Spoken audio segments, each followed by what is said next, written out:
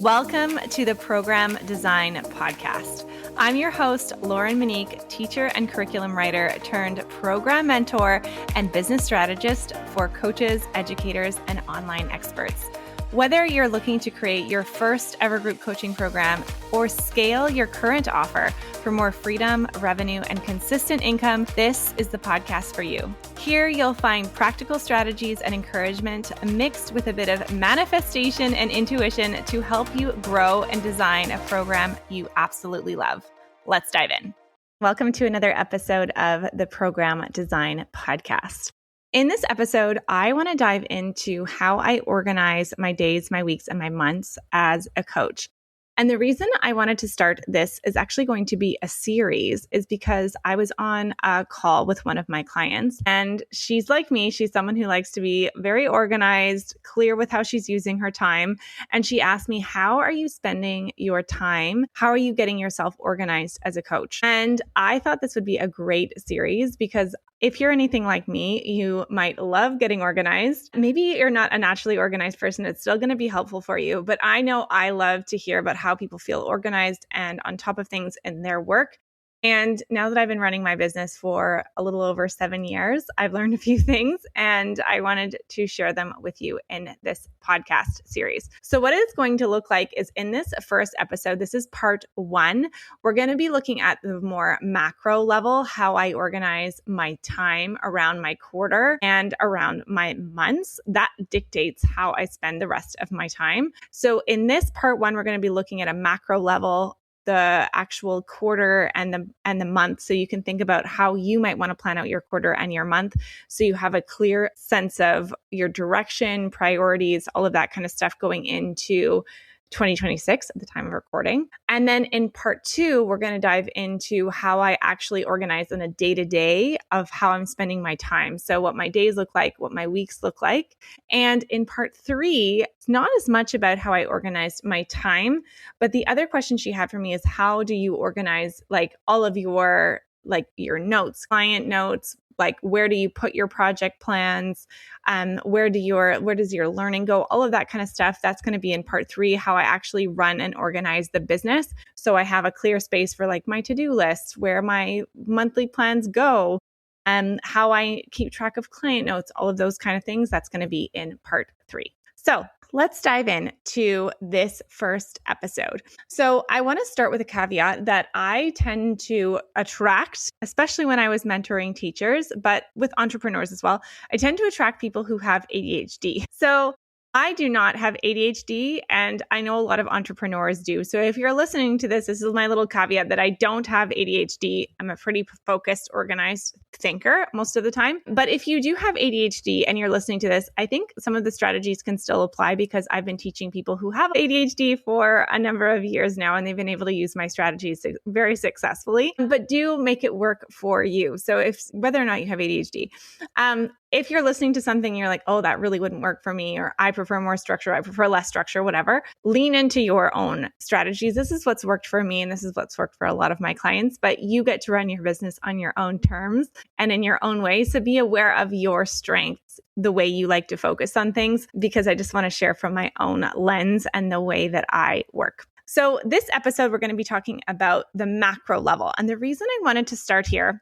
I thought about starting with the days and the weeks because I tend to have a pretty regular rhythm, but that rhythm is really dictated by where I'm going big picture, because you always want to plan with the end in mind, right? Begin with the end in mind. And so I always know where I'm going for the year, for the quarter, for the month. And then that kind of dictates how I spend my time in my days. And I would encourage you to do the same. Now, the one caveat to that is sometimes I think there's this big pressure or this big emphasis in the online world to plan out your year. Personally, I don't think it's really necessary to plan out your year until you have a more established business. I know for me, when I was starting different sides of my business and I was new to it, like whether it was when I first started my business and I was running more like curriculum writing, that's what I was selling, to when I was running like my memberships, to when I started group coaching programs, that was a new phase in my business. Each of those were new phases in my business. And I wasn't really sure what my whole year would look like because I hadn't really done it yet. And I wasn't sure of like the seasonality of that particular business model at the time.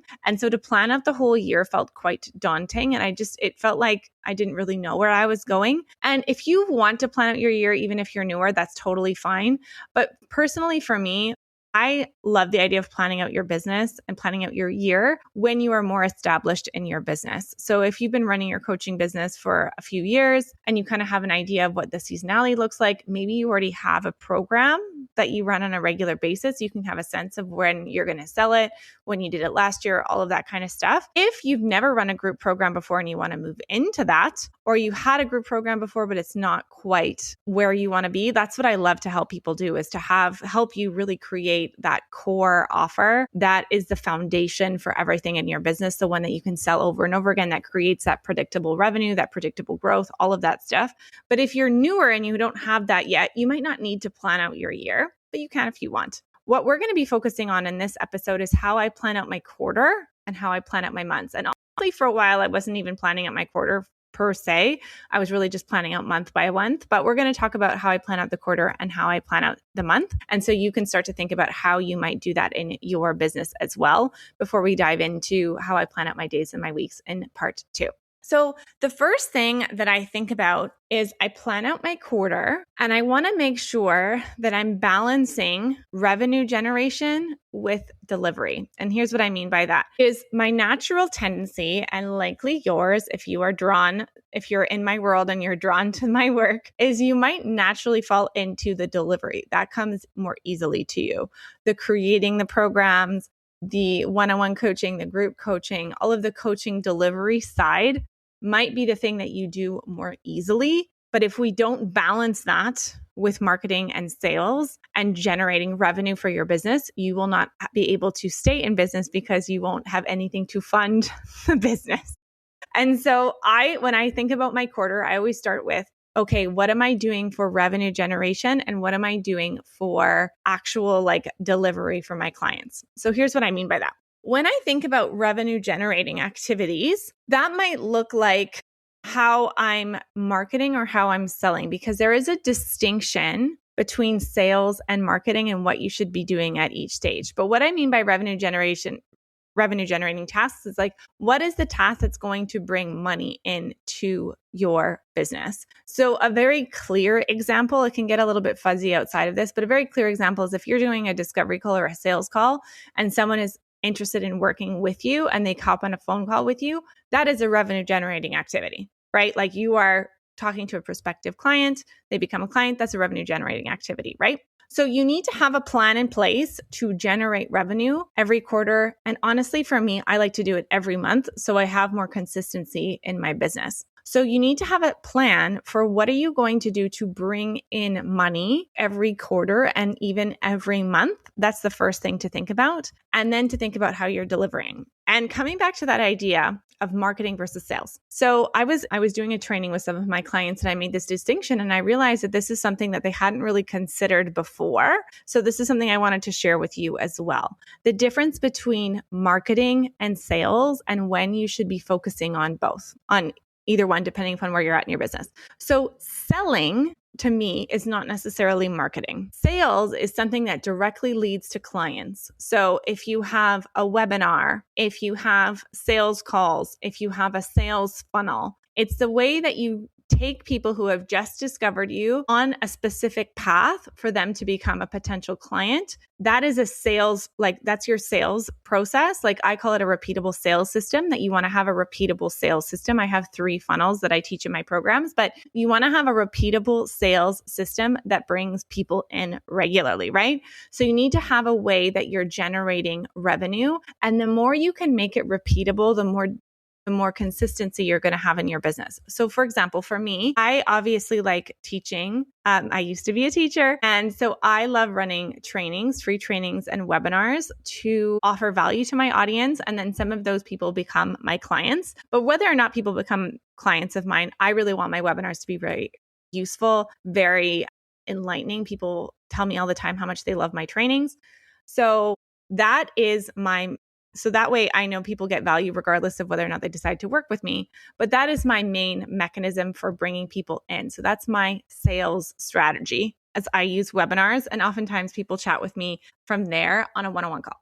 That is those are all sales tasks or sales projects, right? That's my repeatable sales system. Marketing is more about how you're helping people get to know you, how you're getting in front of new people. So marketing might be how you're posting on Instagram. It might be running a podcast. If you have a podcast, like this right now is more of my marketing. Anything that I think about is like more nurturing. People get to know me, like when I write to my email list every week, when I do podcasts, when I post on social media. For me, those are all marketing strategies. Now, if you have posts that directly sell, that might be more of a sales strategy. But by and large, most of my clients, their social media, if they have a podcast, all of that kind of stuff is more marketing. What you want to make sure that you have in place first is you have a clear offer. So if you work with me, obviously that's likely going to be a group program. You have a clear offer that you can sell again and again, and you have a way that you sell your main offer. You need to have that in place first before you focus a lot of your time on marketing, in my opinion. Because if you're spending a lot of time on marketing, you might get in front of people, they might get to know you, but they have no way necessarily of coming to work with you. So you're not actually funding your business, and you need to be able to make money to continue on in your business, right? So I always encourage people to focus on their sales system first. Make sure you have that clear sales strategy. Maybe spend a little bit less time in your marketing when you're starting out. Once you have a sales system that's actually working and bringing in clients consistently, then you can amplify it with improved marketing, with marketing your business more, with getting in front of new people, all of that kind of stuff. But you need to have a sales system so that all those people that you're nurturing and getting in front of have a place to go so they can become a client of yours. So that's marketing versus sales. So you want to think about what is going to be your sales system, like your revenue generating task. You need to make sure that you have that for your quarter. I like to have them every month, but at least for your quarter, so that you have a way of bringing money into your business. So that's the first thing I look at when I plan out my time. So I personally, at the time of recording, still do regular webinars. They're usually once a month. So I look at that monthly, but you might do it as a quarterly thing. Personally, I like more regular sales. So I do regular selling. So I bring a smaller amount of people in more regularly. So that just works better for my nervous system. Some people prefer to do a bigger launch, but personally, and I know a lot of my clients like to do it more regularly because it's more consistent. So when you go to plan out your quarter, thinking about your revenue generating activities and then what your business building activity might be, and starting to think about your big picture focus, you could think about your revenue and so forth. For me, I like my months to be fairly similar. So I might plan out my quarter and think about like, what are the big projects? Usually,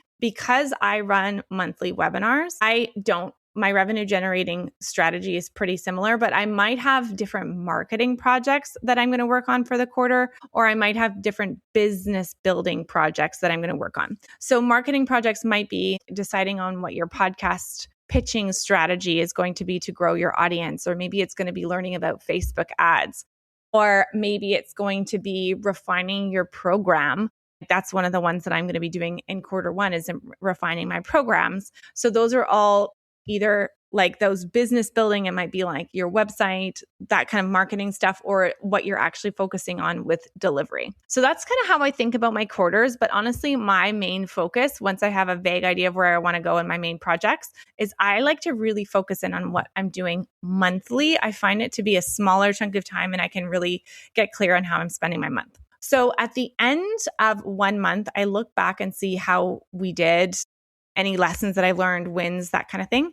And then I look forward to planning my next month. So here are the things that I focus on when I plan out my month, which will dictate how I spend my weeks and days. So the first thing I do is think about my revenue generating activity or activities. Maybe you're going to be thinking about renewals. If you're in signature program design, that's something that we're looking at more and more this year, is like, not just creating a program that's a one and done, but like, how are you offering renewals? How are you helping people work with you for longer, for deeper transformations? What's your renewal strategy? So one of the focuses that I'm looking at right now is my renewal strategy for pilot program design, and who's going to be moving into signature program design, who's going to be continuing on in pilot program design, things like that. So that's the first revenue generating activity that I have for January.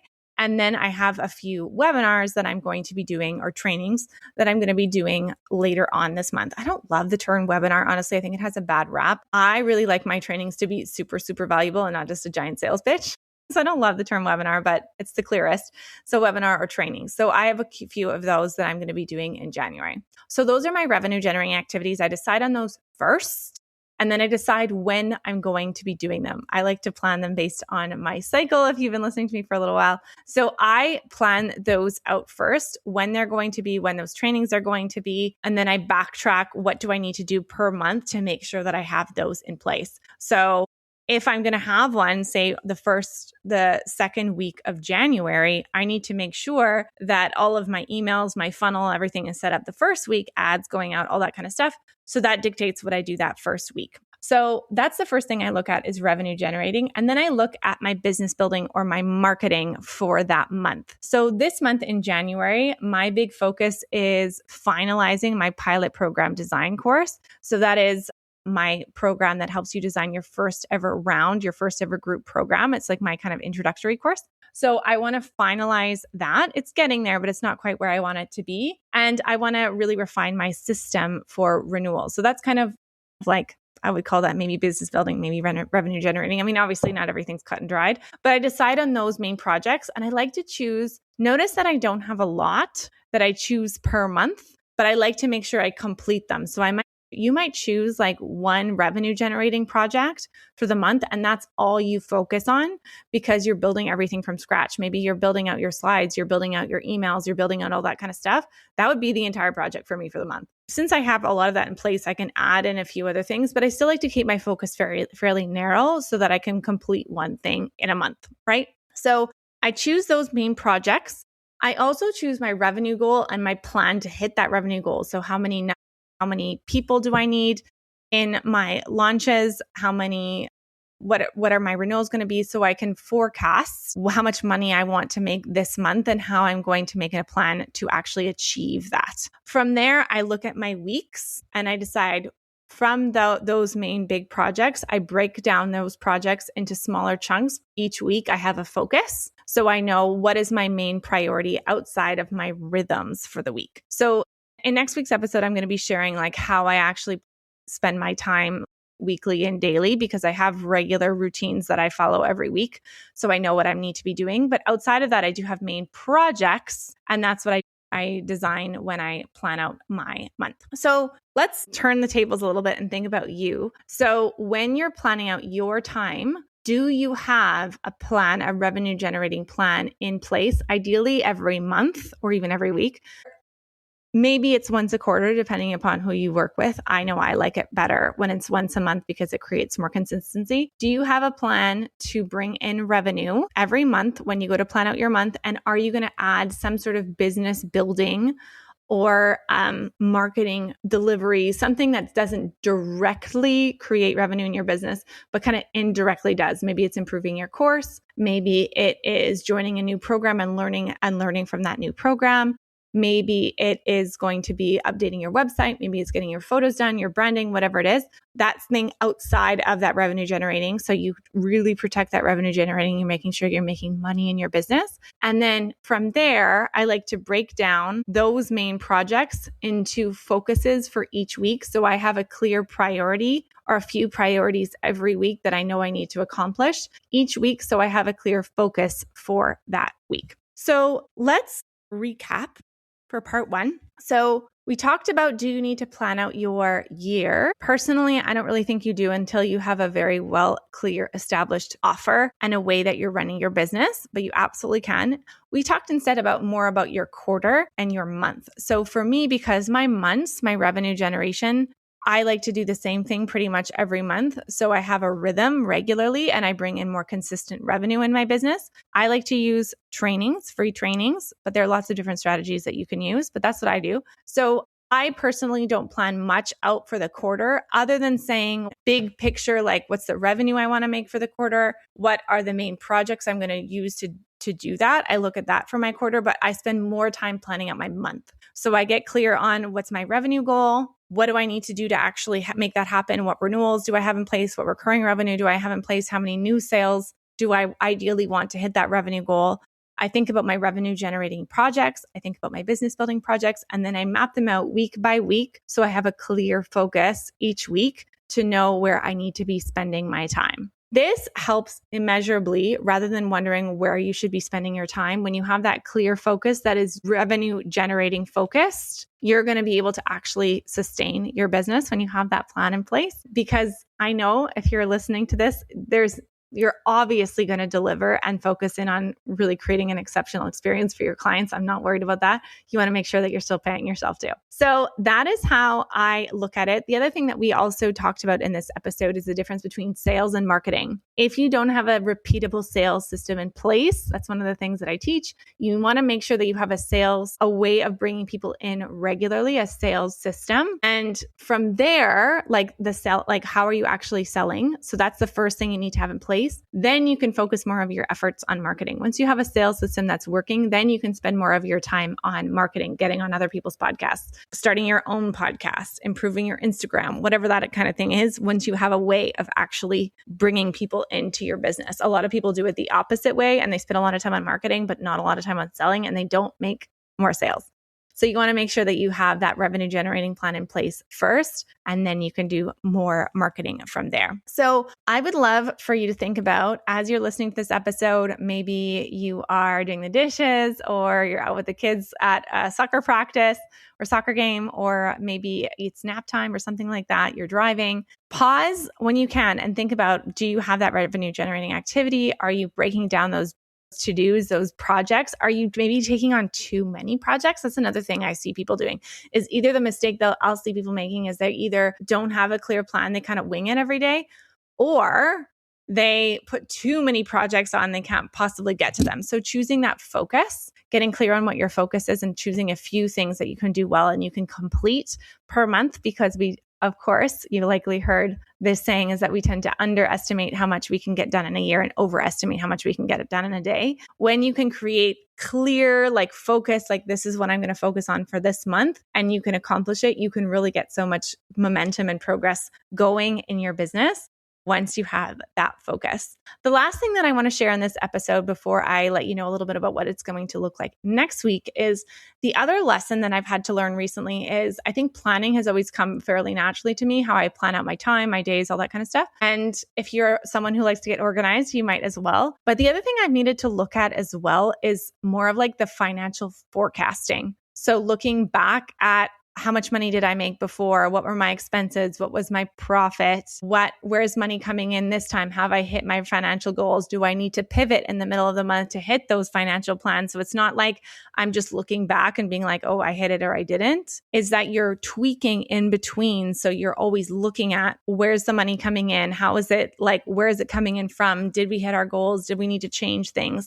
Even if it's just you in the business, you want to be spending that time overseeing the business and not just being in it, thinking about looking at it as a whole. Even if it's just you, how is it running? How's it going? Are we bringing in money? Am I bringing in money the way that I want to? Or do I need to pivot partway through the month too? So that's something that I think about when I'm planning out my time as well in terms of my months. So I hope that this episode was useful for you. If it was, do either leave me a review. That would be amazing. Or send me a message on Instagram. I would love to hear from you. And in next week's episode, we're going to be diving into part 2, which is how I organize my weeks and my days, because this is more about the big picture projects, but I have regular things that I always do every week and every day to make sure that my business is always moving forward, that I stay consistent, all of that kind of stuff. And so I'm going to be diving into that in next week's episode of the Program Design Podcast.